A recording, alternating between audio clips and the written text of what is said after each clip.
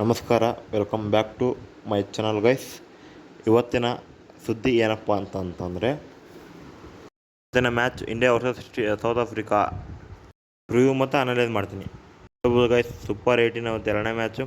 ಯಾಕಪ್ಪ ನಿನ್ನ ಮಳೆಯಿಂದ ಇದು ಫಸ್ಟ್ನೇ ಮ್ಯಾಚ್ ಇವತ್ತು ಇಂಗ್ಲೆಂಡ್ ಆಯಿತು. ಸೆಕೆಂಡ್ ಮ್ಯಾಚ್ ಇದು ತುಂಬಾ ಇಂಟ್ರೆಸ್ಟಿಂಗ್ ಮ್ಯಾಚ್ ಗೈಸ್. ಇದು 7 ಗಂಟೆಗೆ ಅಷ್ಟರಲ್ಲಿ ಮ್ಯಾಚ್ ಶುರು ಆಗುತ್ತೆ. ನೋಡ್ಬೋದು ಗೈಸ್ ನೀವು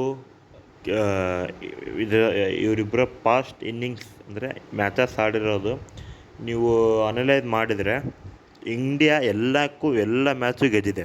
ಒಂದು ಮ್ಯಾಚು ಸೋತಿದೆ ಅಂತ ಅನ್ನಂಗಿಲ್ಲ. ಎಲ್ಲ ಮ್ಯಾಚು ಕೂಡ ಗೆದ್ದಿದೆ. ಸೌತ್ ಆಫ್ರಿಕಾ ಸೋತಿದೆ ಗೈಸ್ ಒಂದು ಮ್ಯಾಚು. ಅದಕ್ಕೋಸ್ಕರ ಒಳ್ಳೆ ಬ್ಯಾಟಲ್ ಅಂತ ಅನ್ಬೋದು ನಾವು ಇದನ್ನು. ತುಂಬಾ ಎರಡು ಕೂಡ ಸ್ಟ್ರಾಂಗ್ ಟೀಮ್ ಇವು.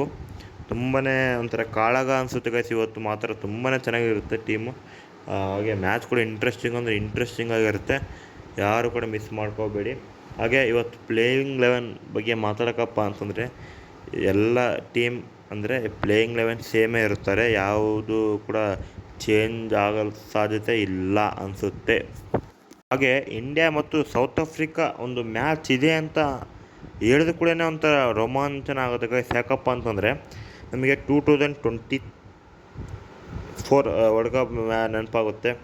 ಯಾವ ಥರ ಆಡಿದ್ರು ಅಂತಂದು ಅದೆಲ್ಲ ನೆನಪಾಗಿ ಇಂಡಿಯಾ ಸೌತ್ ಆಫ್ರಿಕಾ ಅಂತ ಕೂಡ ರೋಮಾಂಚನ ಮ್ಯಾಚ್ ಕೂಡ ಎಲ್ಲ. ಆದರೂ ಕೂಡ ಇವತ್ತು ಹೆವಿ ಬ್ಯಾಟಿಂಗ್ ಇದೆ guys south Africa team line-up. ಹಾಗೆ ಇಂಡಿಯಾ ಟೀಮ್ ಲೈನಪ್ ಕೂಡ ಬ್ಯಾಟಿಂಗ್ ಚೆನ್ನಾಗಿದೆ.